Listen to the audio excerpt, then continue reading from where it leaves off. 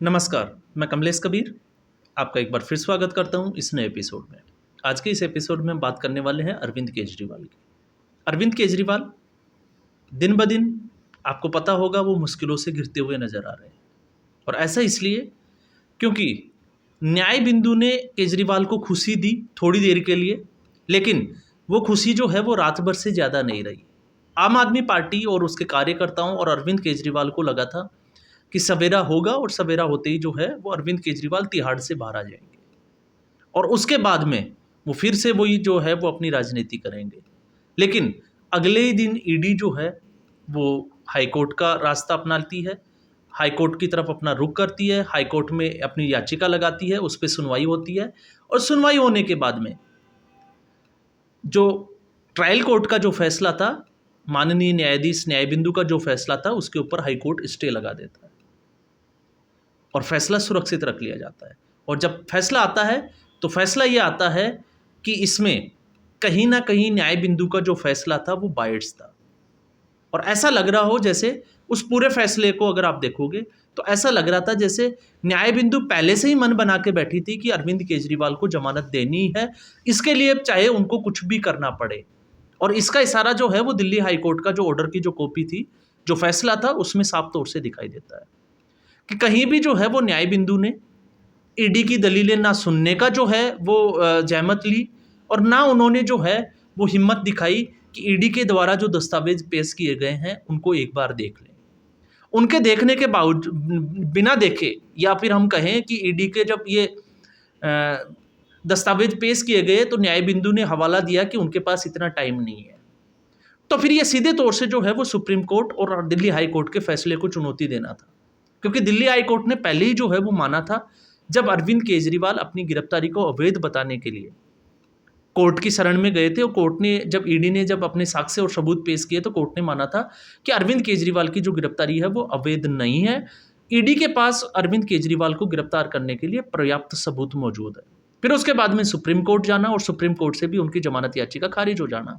हालांकि supreme court ने उनको पैरोल एक वर्ड जो है वो यूज नहीं किया जा सकता यहाँ पे, लेकिन पैरोल की तरह ही जो है वो अरविंद केजरीवाल को 21 दिन चुनाव प्रचार के लिए बाहर जरूर भेजा, लेकिन उसके बाद 2 जून को वापस अंदर कर दिया गया, बीमारी का भी हवाला दिया गया, लेकिन उनकी जो जमानत थी, अंतरिम जमानत, उसको एक्सटेंड नहीं किया गया। अब जब दिल्ली हाई कोर्ट के इस फैसले के बाद में अभिषेक मनु सिंघवी, या हम कहें कि अरविंद केजरीवाल के वकीलों की टीम सुप्रीम कोर्ट की तरफ गई, तो सुप्रीम कोर्ट में आज सुनवाई होने वाली थी। लेकिन उससे ठीक पहले आपने देखा होगा, सुबह जब हम उठे तो ये खबर थी कि रात को सीबीआई ने जो है वो अरविंद केजरीवाल को गिरफ्तार कर लिया है, या हम कहें कि आज कोर्ट की जब कार्रवाई हुई तो सीबीआई ने अरविंद केजरीवाल को गिरफ्तार कर लिया। पूरे दिन जो है आज यही मसला चल रहा था कि आखिर सीबीआई ने अरेस्ट किया है तो क्या कोर्ट जो है वो अरविंद केजरीवाल को रिमांड देगा, क्योंकि उसके बीच में खबर ये आई थी कि अरविंद केजरीवाल की तबीयत जो है वो कोर्ट रूम में बिगड़ गई, उनका शुगर लेवल डाउन हुआ और उनको चाय बिस्किट दिए गए। और उसके बाद में अभी शाम होते होते फैसला आया कि अरविंद केजरीवाल को सीबीआई की 3 दिन की रिमांड दी जाती है। तो पहले ईडी जो है वो गिरफ्तार कर चुकी थी, अब जो है वो सीबीआई। तो वैसे अगर हम देखें तो ये केस जो है वो सीबीआई से ही ईडी में गया, ईडी के पास गया था, क्योंकि जब ईडी के द्वारा पहला सम्मन अरविंद केजरीवाल को दिया गया था उससे पहले सीबीआई ऑलरेडी जो है वो अरविंद केजरीवाल से 7 से 8 घंटे की पूछताछ कर चुकी थी। उसके बाद ईडी ने सम्मन दिए, 8 से 9 आपने सम्मन देखे होंगे, क्या प्रक्रिया चली थी, और उसके बाद ईडी ने गिरफ्तार किया। अब सीबीआई ने भी इसी केस में जो है वो एलजी वीके सक्सेना की जो जिसको कहें कि जो रिपोर्ट थी, या जो उन्होंने चार्जशीट या केस जो दायर किया था, सीबीआई को इसकी जांच के लिए भेजा था, तो सीबीआई ने अब अरविंद केजरीवाल को गिरफ्तार कर लिया। अब इसमें वैसे देखें तो एक तरफ से जो है वो आम आदमी पार्टी ये आरोप लगाती है कि ये भारतीय जनता पार्टी का पूरा एक राजनीतिक खेल है, तो इसमें ये जो है वो सीधे तौर से नज़र भी आता है। अब कैसे नज़र आता है, क्योंकि सुप्रीम कोर्ट में ये सुनवाई चल रही थी, सुप्रीम कोर्ट को आज इस पर फैसला लेना था, सुनवाई करनी थी। ठीक उससे पहले सीबीआई अरेस्ट कर लेती है कि अगर सुप्रीम कोर्ट ईडी के केस में अगर अरविंद केजरीवाल को जमानत दे देता है या दिल्ली हाई कोर्ट के फैसले को पलट देता है तो अरविंद केजरीवाल को जमानत मिल जाएगी और जमानत पे वो बाहर आ जाएंगे। और एक बार जमानत पे अगर अरविंद केजरीवाल बाहर आ गए तो उसके बाद उनको वापस से अरेस्ट किया जाना जो है वो बहुत मुश्किल होगा। अब ऐसी स्थिति में अगर सुप्रीम कोर्ट अरविंद केजरीवाल को जमानत देता है तो फिर सीबीआई उनको अरेस्ट करती है, और सीबीआई अगर अरेस्ट रखती है तो एक मामले में, ईडी के मामले में उनको जमानत मिल जाएगी, और सीबीआई के मामले में वो जेल में रह जाएंगे। तो उनके बाहर आने की जो संभावना है वो लगभग जो है वो सीबीआई ने ना के बराबर कर दी। तो एक इस एंगल से हम देख सकते हैं कि ये किस तरह से जो है वो सीबीआई ने ये एक्शन लिया है,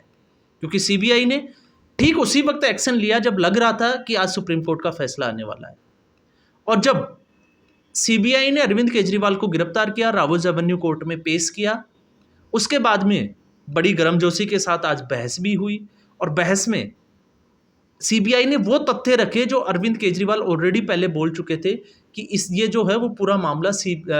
मनीष सिसोदिया देख रहे थे। मतलब उन्होंने अपने आप से पल्ला झाड़ लिया था उस वक्त कि ये सारा मामला जो है वो नई शराब नीति का, आबकारी जो नीति बनाई गई वो मनीष सिसोदिया ने अपने अंडर में रखी थी और उन्हीं की देखरेख में ये बनी थी। तो इसका मतलब ये था कि मनीष सिसोदिया जो है वो बलि का बकरा है, उनकी देखरेख में ऐसा हुआ है, तो वो रिस्पॉन्सिबल है। अरविंद केजरीवाल को इसका भनक भी नहीं थी, हम कहें कि उनका पता भी नहीं था। लेकिन आज जब सीबीआई ने यह दावा किया कि अरविंद केजरीवाल ने पहले ही ये मान लिया था कि मनीष सिसोदिया के उसमें ऑब्जर्वेशन में हुआ, तो आज जो है वो अरविंद केजरीवाल की तरफ से कहा गया कि आम आदमी पार्टी और मैं खुद, मतलब अरविंद केजरीवाल और मनीष सिसोदिया जो है वो इस मामले में निर्दोष है। दूसरा, सीबीआई ने एक दावा और किया कि 45 करोड़ का जो मनी ट्रेल जो है वो पूरा जो है वो सीबीआई की पकड़ में है कि पैसा कहाँ से आया और कहाँ गया। और इसी आधार पे ये जो है वो लग रहा था कि अब रावल्स एवेन्यू कोर्ट जो है वो सीबीआई को भी अरविंद केजरीवाल की रिमांड दे सकती है, क्योंकि अब ये जो केस है यहाँ पे वो अंतिम रूप लेने वाला है, या अब जो है वो लग रहा है कि ये केस जो है वो अंतिम दौर में है सीबीआई के अगर कहने के अगर हिसाब से अगर हम देखते हैं तो। और उसी को देखते हुए आपने ये भी देखा कि अभिषेक मनु सिंघवी की टीम जो है वो सुप्रीम कोर्ट जाती है, और जैसे ही उनका नंबर आता है, उनकी सुनवाई का नंबर आता है, उनकी याचिका जो है वो विड्रॉ करा ली जाती है और सुप्रीम कोर्ट उसको जो है वो विड्रॉ कर देता है। अब नए तरीके से जो है वो अभिषेक मनु सिंघवी, क्योंकि अब तक का जो षड्यंत्र पूरा अगर हम देखें कि कैसे भी करके अरविंद केजरीवाल को बाहर कैसे निकाला जाए अभिषेक मनु सिंघवी का, वो कामयाब होता हुआ नजर आ रहा था। लेकिन जैसे ही इस केस में पूरी जैसे सीबीआई की एंट्री होती है, अब ये मामला जो है वो अरविंद केजरीवाल के खिलाफ जाता हुआ दिख रहा है। अब जो है वो कोई गुंजाइश नहीं है कि अरविंद केजरीवाल 3 से 4 महीने तक जो है वो बाहर आ सकते हैं। क्यों? क्योंकि एक तरफ ईडी का केस चल रहा है, दूसरी तरफ सीबीआई का। एक केस में जमानत मिलती है तो दूसरे में जो है वो सीबीआई उनको अरेस्ट रखती है, फिर दोबारा से उनकी जमानत याचिका लगाई जाएगी। और ऐसी स्थिति में अगर 3 से 4 महीने अरविंद केजरीवाल जेल के अंदर रहते हैं तो आपको पता होगा चुनाव हरियाणा में भी होने वाले हैं, और एक्सपेक्ट किए जा रहे हैं कि सितंबर अक्टूबर के पास जो है आसपास चुनाव होने हैं, और उसके बाद में जनवरी में जो है वो संभावित है कि दिल्ली में भी जो है वो विधानसभा के लिए चुनाव हो। और ऐसी स्थिति में आम आदमी पार्टी अगर अरविंद केजरीवाल के बिना, क्योंकि अगर मतों की अगर हम बात करें, वोटर्स की बात करें, तो वो सिर्फ और सिर्फ अरविंद केजरीवाल को वोट करते हैं, तो ऐसी स्थिति में अरविंद केजरीवाल का राजनीति से दूर होना ये आम आदमी पार्टी के लिए बड़ी समस्याएं खड़ी कर सकता है। वैसे भी आम आदमी पार्टी की जो सरकार है दिल्ली की, वो लगातार एक से बड़ी एक समस्याओं से जो है वो जूझती जा रही है। आपने देखा आतिशी मालेना ने अनशन भी किया लेकिन वो सफल नहीं हुआ। दिल्ली जो है वो पानी की समस्या से जूझ रही है, और अब जब मानसून आने वाला है तो मान के चलिए फिर एक नई समस्या जो है वो आने वाली है, और वो होगी दिल्ली के ऊपर बाढ़ का खतरा। क्योंकि मौसमी बीमारियों की तरह जो है वो दिल्ली की समस्याएं भी जो है वो मौसमी होती चली जा रही है। और ऐसी स्थिति में सीबीआई का जो एक्शन है वो अरविंद केजरीवाल पे कितना भारी पड़ेगा ये तो आने वाले दिनों में ही तय होगा, क्योंकि 29 को वापस से अरविंद केजरीवाल को कोर्ट में पेश करना होगा। तो 3 दिन की सीबीआई रिमांड के बाद में क्या निकल के आता है, सीबीआई जो है वो क्या कोर्ट के सामने रखने वाली है, और अरविंद केजरीवाल कितना कोऑपरेट करने वाले हैं, ये भी एक बड़ा मुद्दा बनने वाला है। क्योंकि अरविंद केजरीवाल अब तक जो है, आपने देखा होगा ईडी की जो दलीलें थी उसमें साफ तौर से ये कहा गया था कि अरविंद केजरीवाल ने उनका जो है कहीं भी कोऑपरेट नहीं किया, जो भी उनकी जो रिमांड थी या जो भी पूछताछ हुई उसमें सहयोग नहीं दिया। एटलीस्ट उन्होंने अपने मोबाइल के जो है वो पासवर्ड भी नहीं दिए थे। और ऐसी स्थिति अब सीबीआई के सामने भी आने वाली है, क्योंकि अरविंद केजरीवाल भी जो है वो राजनीति के जो है वो बड़े मंजे हुए खिलाड़ी माने जाते हैं कि राजनीति में लोगों के सामने जो है वो अपने आप को कैसे पेश करना है, और लगातार जो है वो अपने ऊपर आरोप जो लगे हुए हैं उनका ठीकरा दूसरों के ऊपर कैसे फोड़ना है वो भी अरविंद केजरीवाल भलीभांति जानते हैं। तो निकल के क्या आएगा इससे जो है वो ज़्यादा उम्मीद नहीं है, लेकिन सीबीआई इस केस को किस तरफ लेके जाएगी ये जरूर साफ हो रहा है कि सीबीआई ये नहीं चाहती कि अरविंद केजरीवाल जो है वो फिलहाल जेल से बाहर आए, इसलिए उनके ऊपर जो है वो पकड़ मजबूत करने के लिए शिकंजा कसा गया है। तो अब हम इसको चाहे राजनीति से प्रेरित कहें, चाहे कुछ भी कहें, लेकिन ईडी के बाद में जो सीबीआई का एक्शन है, उससे नज़र भी यही आता है, लगेगा भी यही। लेकिन सच्चाई ये भी है कि ईडी से पहले जो है वो सीबीआई इस मामले में पूछताछ कर चुकी है, और ये पहले से ही लग रहा था कि सीबीआई भी जो है वो अरविंद केजरीवाल को पूछताछ के लिए कभी भी गिरफ्तार कर सकती है। अब ये एक ऐसा वक्त था जब लग रहा था कि अरविंद केजरीवाल का भविष्य क्या होगा, आम आदमी पार्टी का भविष्य क्या होगा, वो सुप्रीम कोर्ट के हाथों में था। लेकिन फैसला आने से ठीक पहले सीबीआई ने जो है वो अरविंद केजरीवाल और आम आदमी पार्टी का पूरा गेम जो है वो बिगाड़ के रख दिया।